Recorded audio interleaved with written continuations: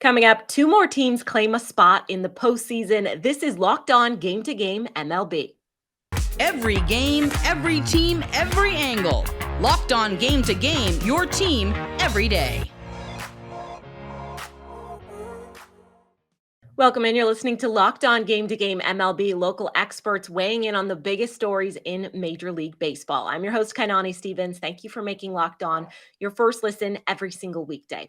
The Houston Astros have become regulars in the postseason, and they made things official with a win over the Rays on Monday night. Locked On Astros fills us in as the celebration is just beginning. Hey, I got a little secret for you.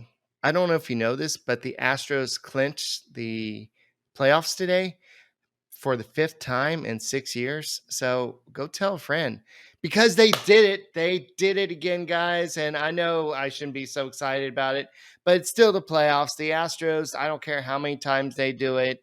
They're still just one of the best teams in baseball. They consistently do it, and they should be going downhill, but they're not. And they did it at Tampa, and they shut out the Rays 4-0.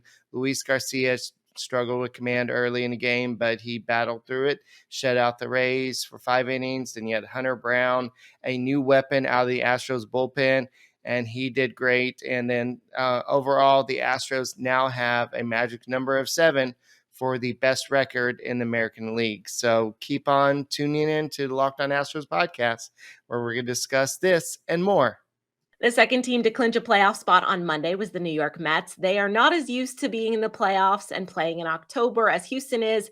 In fact, they have not made the playoffs in the last 6 years. Locked On Mets is certainly happy to be back.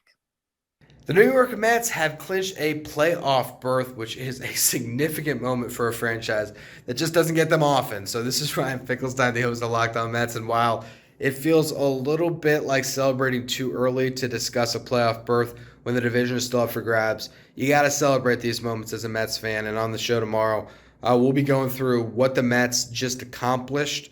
I'll also discuss the game as Max Scherzer was perfect coming off the IL. And with that, we'll also go through really the ceiling of this club that we've talked about since the offseason. They have now clinched what we were hoping for. They will be playing October baseball, and assuming nothing happens up to this point, it'll be October baseball with a healthy Max Scherzer and a healthy Jacob deGrom, which means that World Series aspirations are attainable when you have that dynamic duo atop your rotation. So nothing but excitement for this fan base, a fan base that really needed this one. So make sure you check out Locked On Mets as I go through everything that we just watched on Monday night. Things were all tied up after 9 in Colorado, but then it was quickly decided in extra innings as the Giants took care of business last night. Locked On Giants and Rockies give us the details from both sides. So much has gone wrong for the Giants in 2022, but the season Thairo Estrada is having is definitely in the category of things that have gone right.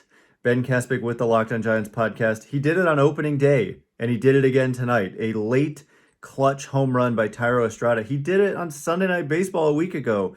He is just a solid baseball player and arguably has been the Giants' best position player this year. And on the one hand, that's a positive about Estrada. On the other hand, it tells you they need to add some impact position player talent because Estrada, he doesn't look like a star at this point in time, but he just looks like a very good player. He puts up grinding at bats every single time. He makes a lot of contact. Maybe not the best pitch selection every single time, but he just has quality at bats, and you can rely on him. He's been one of the few everyday players they have in that lineup, and it's because he adds value in the field and he adds value on the bases, and you add it all up, and he's overall been their best position player by a metric like wins above replacement, which takes all of that into account. So we talk about future pieces, foundational pieces, Logan Webb in the rotation, Camilo Doval at the back of that bullpen. That's a really good place to start. And I think we can add Thairo Estrada to that mix of guys who are under club control for multiple years and are just good, solid, foundational pieces for the San Francisco Giants. So great game tonight for the Giants. David Villar also had a clutch 2-out hit in the ninth to tie the game. So great stuff, and we'll break it down tomorrow on Locked On Giants, where it's your team every day. Rock on Rockies fans, Paulden here from the Locked On Rockies podcast. An unbelievably disappointing night from the Colorado Rockies bullpen. You can't blow a 4-run lead, especially not at home, and especially not when your team bounces back when you give up the 1 run, and it's a pretty darn good start. It's not a great start from Chad Kuhl, but things are all right, and then it just goes downhill from the 5th. The Giants pile on 3. The Rockies go on to come back with some runs.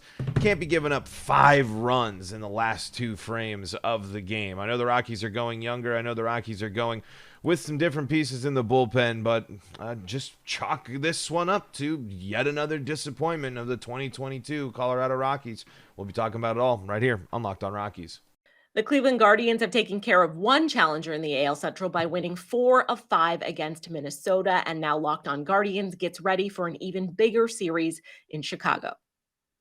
The Cleveland Guardians win today 11-4 over the Minnesota Twins, taking 4 out of 5 in this series, kind of putting the nail in the Twins' postseason hopes.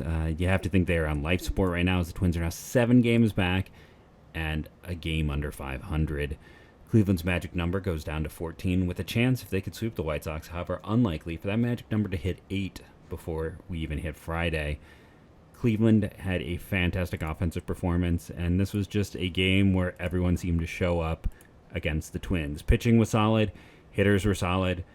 Almost everyone who got an opportunity reached base. I think the only person who did not reach base was a pinch runner.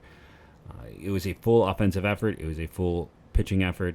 Even the defense has continued to be awesome. Make sure to check out Locked On Guardians for a more in-depth take on this big win, as well as the upcoming series against the Chicago White Sox. Coming up, more action from around the league. This is Locked On Game to Game MLB. That's going to do it today for Locked On Game to Game MLB. Thank you for making Locked On your first listen every weekday. Make sure you subscribe on YouTube and wherever you get your podcasts to Locked On MLB. And also make sure you subscribe to your team's Locked On podcast. I'm Kainani Stevens. This has been Locked On Game to Game. Welcome back to Locked On Game to Game MLB. I'm Kainani Stevens. Thank you for making Locked On your first listen every single weekday. The pesky Los Angeles Angels have been a thorn in the side of the Seattle Mariners all weekend long, but Seattle did get a win on its way out of LA on Monday. Locked On Mariners reviews a big day from Carlos Santana. That was a very cathartic win for the Seattle Mariners, a much-needed win for morale. This is Ty Gonzalez, host of the Locked On Mariners podcast here. No Gino Suarez, no Julio Rodriguez, no Cal Raleigh once again, but this time, no problem for the Mariners as they crush the Angels by a score of 9-1 to salvage one game from this otherwise nightmarish 4-game set down in Anaheim, as Carlos Santana slugs a pair of home runs, including a grand salami that broke things wide open. Ty France followed that up with a 3-run homer of his own. And Logan Gilbert just shut down the Angels all day long, continuing his strong month of September with a career-high 11 strikeouts. So the Mariners' magic number is now down to 12. That could go down even further to 11, depending on if the Tigers are able to beat the Orioles tonight. And they now have their 81st win of the season. We'll be covering this game more and just talking about the weekend as a whole on the Locked On Mariners postgame show. Be sure to join us on YouTube or wherever you get your podcasts. We'll see you then. The Orioles couldn't keep pace with the Mariners in the wild card race, and they fell further behind in a humiliating way, which Locked On Orioles has the recap of.